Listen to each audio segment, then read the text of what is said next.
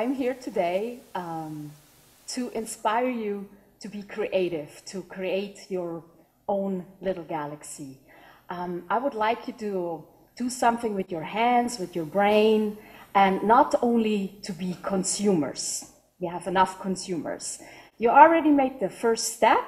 You got off your couch. You got all curious and to see what this TED Talk is all about, this TEDxMartigny. You got out of your comfort zone, and congratulations, I think you're halfway there already. Now, why should you be creative? Well, obviously, if you can say to yourself and to the world, I made this, it'll give you a great deal of joy, of satisfaction, and it will also give you confidence that you can start and finish something. But not only that, it will also make you appreciate other people's work. For example, when I recorded an album in the studio, I found out how much time and dedication it takes to make a well-produced, well-written song. So when I listen now in the radio, I don't just hear background music. I actually hear all the work that's in there, and I appreciate it. Well, you know, these days we take so much for granted, and everything has to be sensational to even capture our attention. So a lot is being left unnoticed, and I think that is a pity. Now, how can you be creative? Maybe it seems to you that only a chosen few are being kissed by the muses, and maybe you are that person that doesn't even sing in a shower because you're embarrassed your neighbors could hear you. So don't be afraid. Also, you can be creative. If you asked me like a week ago, so how do you do it? How do you make a song? I'd say like, oh, I don't know. I just get inspired and I write it down, and it somehow comes from somewhere, and I don't really know how it happened. But you know, since they asked me to speak here at TEDx, I had to analyze my process of creation a little bit, and this is what I came up with. Now, there are people that write songs, write lyrics, sculpt in a very, very disciplined manner. They do it every day, and basically they create a quantity of work. So the key here is to afterwards take that quantity and make a choice, select, so quality editing. And chances are, if you have so much to choose from, you find something that is usable. Unless, of course, you're a genius and everything you do is absolutely fantastic, but who is? At least I'm not.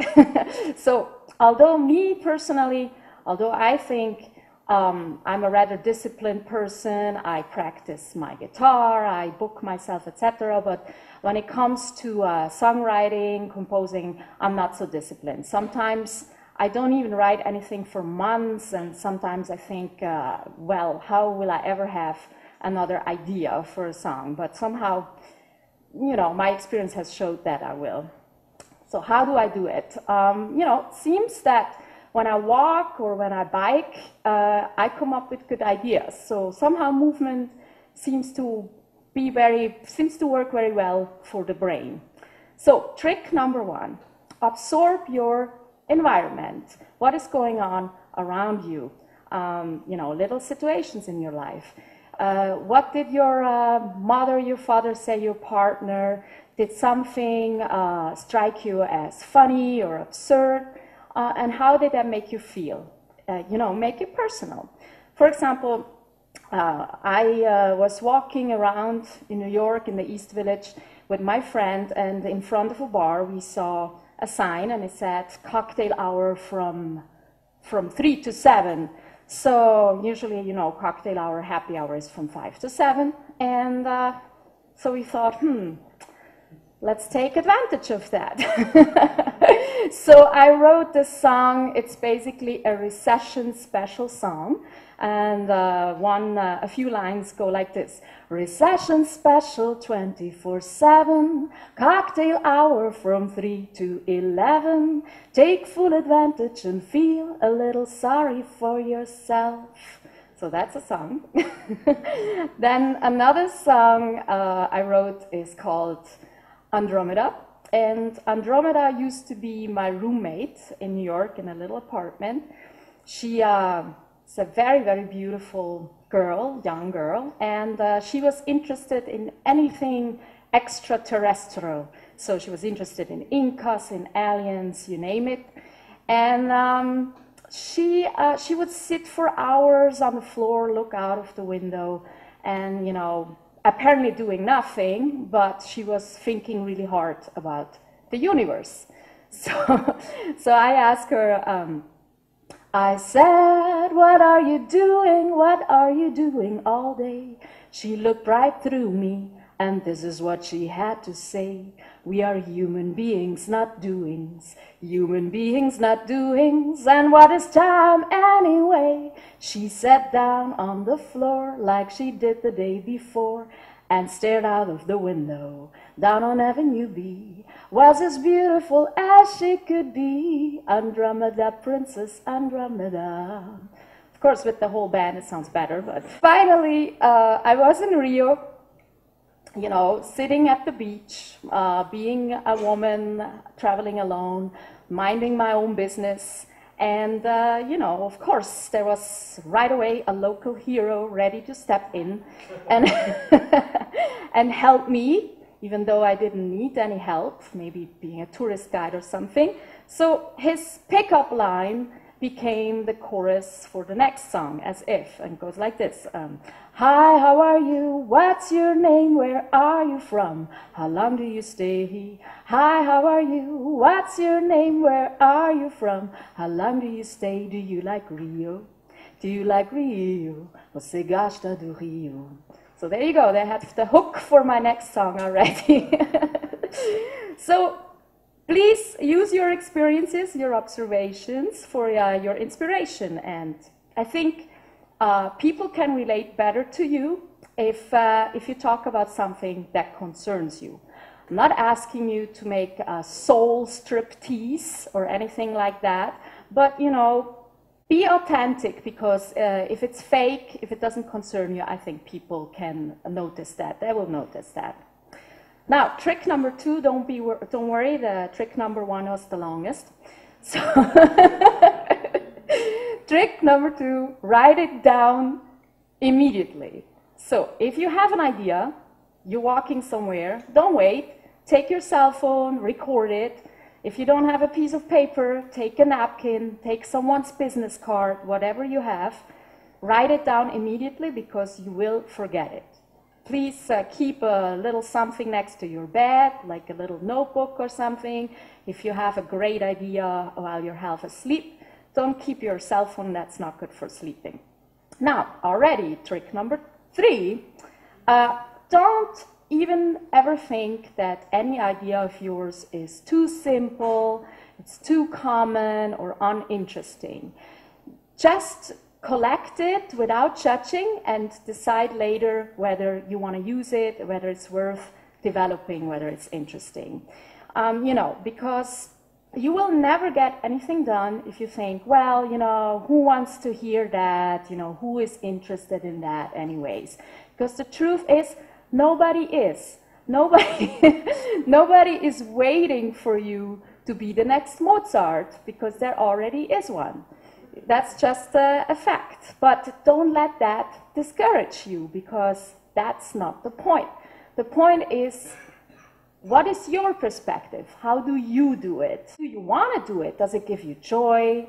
You know, do you have fun doing it? Is it even some sort of therapy for you? So that is the point. Do it for yourself. And if you want to publish it, if you want an audience, I guarantee you, you will find one, because there is an audience for everything. For example, if you are, let's say your passion is romantic pop songwriting, maybe you have a bigger audience than if you are more the jazz avant-garde kind of type. But you will find it, maybe with the right marketing, but that's, I guess that's another TEDx talk. Now, the 4th trick, don't set out to write a masterpiece. You know, I think Beethoven didn't sit down and said like, okay, now I have to write a symphony that will be remembered for generations to come. I think he just walked around in the woods and he heard some bird go like, and, and so he took that little theme, went home, developed it, and it so happened it became a masterpiece. So I don't know, haven't Googled it, how he made it. Maybe he's turning around in his grave now, but you know, but but whatever comes out of you, let it come out naturally. You know, of course, we all aim for greatness, but if you sit down and say like, now I have to write a hit, or I have to make the best thing ever, I think it will set you up for failure and disappointment. And in my opinion, people that do sit down and say like, now we have to write a hit, so basically your purpose is people-pleasing or commercial success.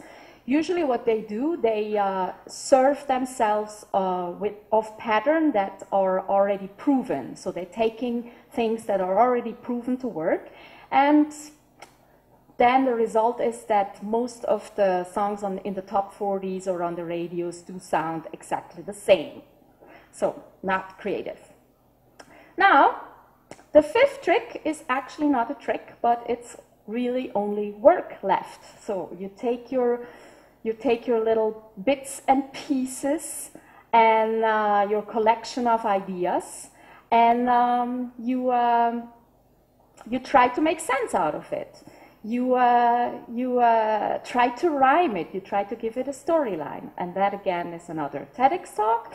But so before you do that, I recommend you you take some time to smell the roses. So take some time to empty out your brain of clutter from your everyday life. For example, when let's say I'm ready to record a new album, but I have to finish songs, I will maybe take a whole week out to just dedicate myself for songwriting. Now, I will allow myself at least one day to do absolutely nothing. Maybe not to do absolutely nothing, but not with an aim. All right? So this is not an easy thing for me to do because I always want to do something. So maybe you don't really have the time to take a whole week to be creative, but you could at least take 10 minutes a day to meditate, for example. I'm not a very good meditator, but ask somebody that can show you how, and this will train your brain to relieve yourself from all the clutter. So you actually have space for the creative juices to flow. You know, because everything is coming from somewhere, and so give that universe space so it can come through your channel that is you. And so I hope that it was a little bit inspiring to you, and that's it. That's all I have to say about that. Thank you very much.